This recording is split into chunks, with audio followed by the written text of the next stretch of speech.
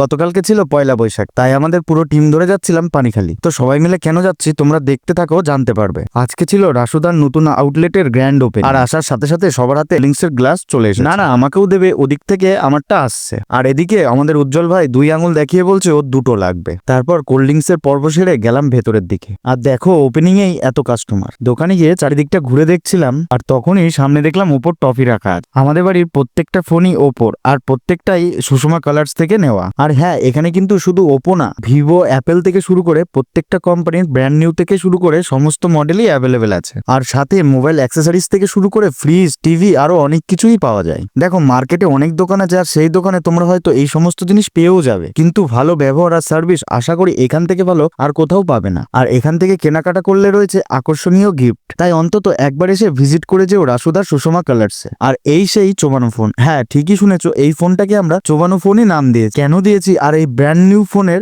Review দেখতে হলে চোখ রাখতে হবে শুভ অধিকারী নামে প্রোফাইলটিতে, যেটা আমারই প্রোফাইলে শেয়ার করা আছে। আর আমাদের এনজয় গুরুর পুরো টিমের পক্ষ থেকে রাসুদাকে তার সুষমা কালার্সের নতুন আউটলেটের জন্য রইল অনেক শুভেচ্ছা। আর তোমরা সুষমা কালার্স থেকে কোন কোন কোম্পানির ফোন কিনেছো কমেন্টে জানিয়ে দিও। সবাইকে শুভ নববর্ষ।